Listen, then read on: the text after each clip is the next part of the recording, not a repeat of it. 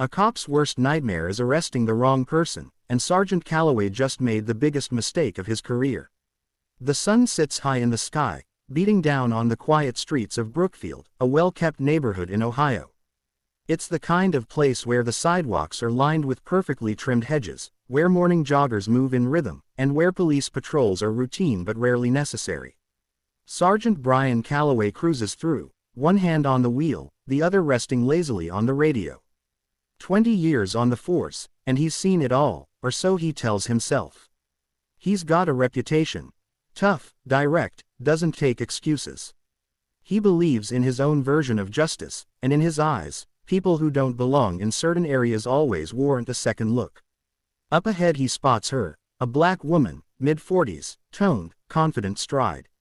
She's jogging at a steady pace, her earbuds in, lost in her own world. Expensive running shoes, sleek athletic gear.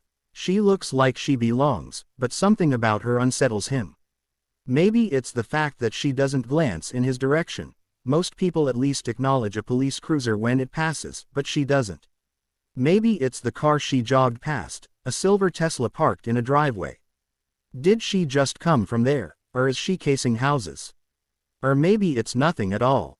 Still, Calloway pulls over. The tires crunch against the pavement as he steps out. He places a firm hand on his duty belt, not reaching for anything, just making sure it's noticed. His eyes lock on her as she slows down, yanking out one earbud. She's breathing hard but controlled, wiping a bit of sweat from her forehead. She barely looks fazed by his presence. "Something wrong, officer?" she asks, still catching her breath. "Where you coming from?" His voice is steady, edged with that quiet authority he's mastered over the years. She blinks, glancing up the street before answering. "Home. Just getting in my run." "Where's home?" She tilts her head slightly, something shifting in her expression. "Couple blocks down. Got ID on you." There it is, the moment shifts. Her face hardens just a fraction, the casual ease in her posture tightening. Calloway lifts his chin slightly, studying her. He doesn't like being questioned. "Just need to make sure everything checks out," he says. She exhales sharply, hands on her hips. "You pulled over to stop a woman jogging in broad daylight because you think I'm a threat." He doesn't say yes, but he doesn't say no either. She huffs a short laugh, reaching for her phone. "You know what? Let's just call someone who actually enforces the law correctly." Calloway steps forward, not aggressively, not violently, but deliberately. "Ma'am, I'm not going to ask again. Show me some identification." Her fingers tighten around her phone. Calloway notices, and in his mind the situation has officially escalated, but he doesn't realize he's making the biggest mistake of his career. The street is still. The only sounds are the occasional rustle of leaves and the faint murmur of distant traffic. But for Simone Daniels, the world has narrowed down to the man in front of her, the officer standing too close, the weight of his stare pressing down like an unseen force.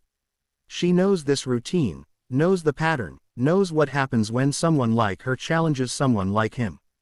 But she also knows her rights. "I'm not required to carry ID while jogging," she says evenly. Calloway shifts, adjusting his stance. That's, his voice trails, but his eyes stay hard. Her voice is calm, unwavering, but Calloway sees it differently. To him it's defiance. He glances around. The street is mostly empty, just a few houses with drawn blinds, one or two people in their yards subtly watching, no one stepping in. "I'm investigating suspicious activity," he says, voice clipped. "What activity?" Calloway pauses. He didn't expect to be challenged like this. "You were running past a home that had a high-value vehicle in the driveway," he says, as if that justifies everything. Simone laughs, but there's no humor in it. "You mean the Tesla? So now jogging past a parked car is a crime?" Calloway's jaw tightens. "You're refusing to identify yourself." "I'm refusing to be harassed." That word, harassed, and Calloway feels something burn in his chest, his authority being called into question in broad daylight, in front of strangers. He takes a step closer. "You're resisting my investigation." Simone's expression hardens. "I'm resisting nothing. You're abusing your badge and you know it." Her hand twitches near her phone again, and Calloway doesn't think, he reacts. He grabs her wrist. It happens fast, the shift from words to action. One moment she's standing her ground, the next he's pulling her arm behind her back, metal cuffs flashing in the sun. "What the hell?" she shouts, struggling against his grip. "You're under arrest for obstruction," Calloway says automatically, like he's reading from a script. People stop and stare. A man on his porch pulls out his phone, recording. A woman across the street watches, frozen in place. "You're making a mistake," Simone grits out, fighting to keep her voice controlled. Calloway tightens the cuffs, ignoring the eyes on him. "You should have cooperated." Simone exhales sharply through her nose, her pulse pounding in her ears, but her voice is steady when she speaks. "You don't even know who I am."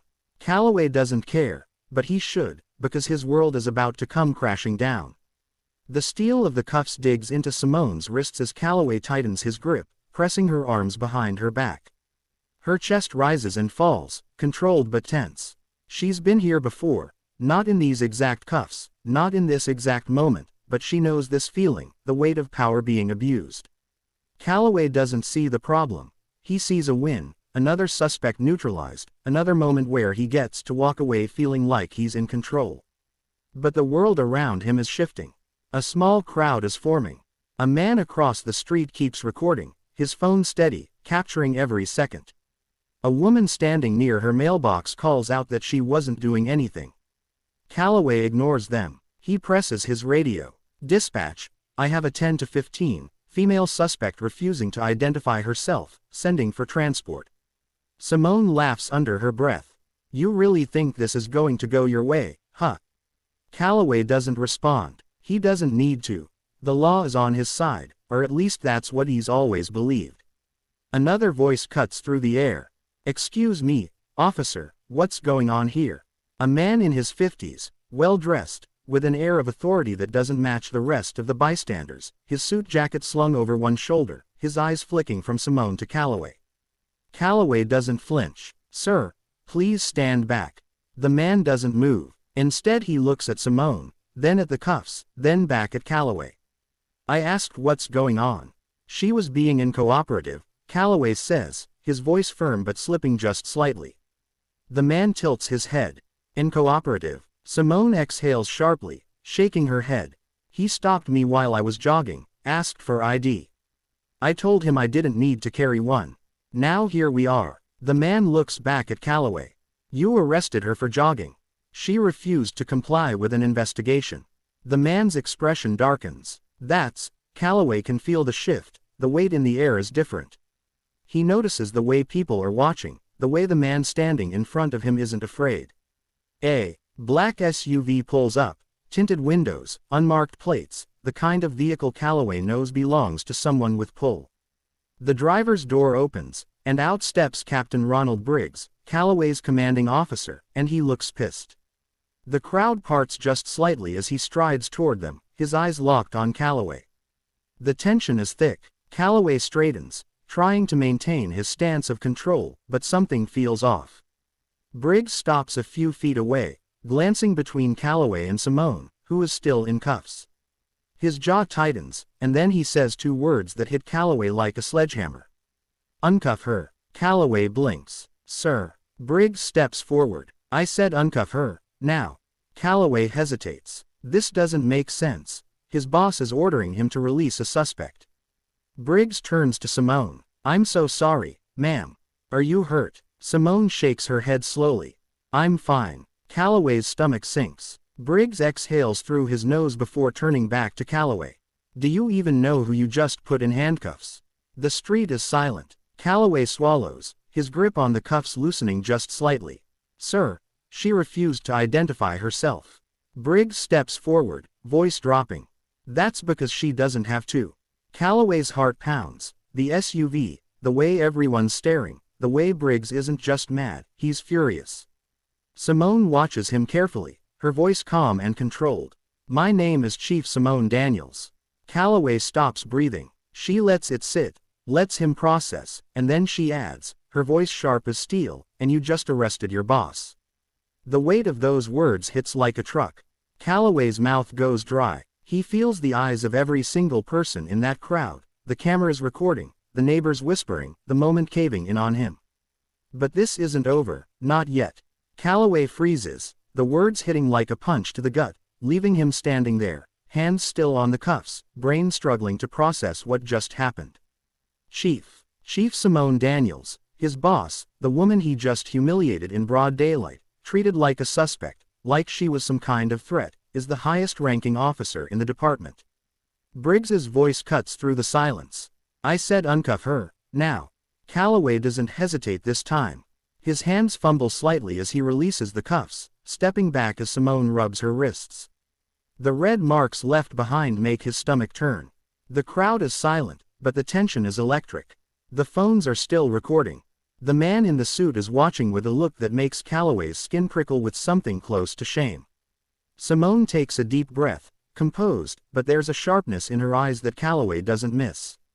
She rolls her shoulders before turning to face him directly. You think your badge gives you the right to stop whoever you want. Her voice isn't raised, but it cuts through the air like a blade. You think jogging while black is a crime. Calloway opens his mouth, then closes it. He has nothing. No justification, no excuse that won't sound weak. Simone tilts her head, watching him carefully. I watched you make a decision today. I watched you decide I didn't belong here. You didn't know who I was, and that was all you needed to see me as a suspect. Calloway shifts his weight, his face hot, but he can't break eye contact. Simone steps closer, her voice lower now, just for him. You put your hands on me. You humiliated me. You were ready to throw me in the back of a squad car over nothing. And if I were anyone else, if I weren't in this uniform, you know exactly how this could have ended. Calloway swallows, his hands twitching at his sides. She leans in slightly. How many others have you done this to? That question hits him harder than anything else, because the answer isn't zero. Briggs steps in, his voice firm. Sergeant Calloway, you're relieved of duty until further notice. Hand over your badge and gun. The words sting. Calloway's fingers hover over his belt, his pride warring with the reality in front of him. The moment stretches too long, too thick with unspoken weight, and then, slowly, he unclips his badge. He places it in Briggs's waiting palm, then his sidearm. His heart hammers in his chest, but he forces his face to stay neutral. Simone watches him for a long moment. There's no satisfaction in her expression, no smugness, just a quiet, heavy disappointment. She shakes her head, exhaling slowly. You need to take a long, hard look at yourself, Sergeant, because after today, everything changes. Calloway doesn't respond. What could he possibly say? The weight of his choices sits heavy on his chest as he steps away.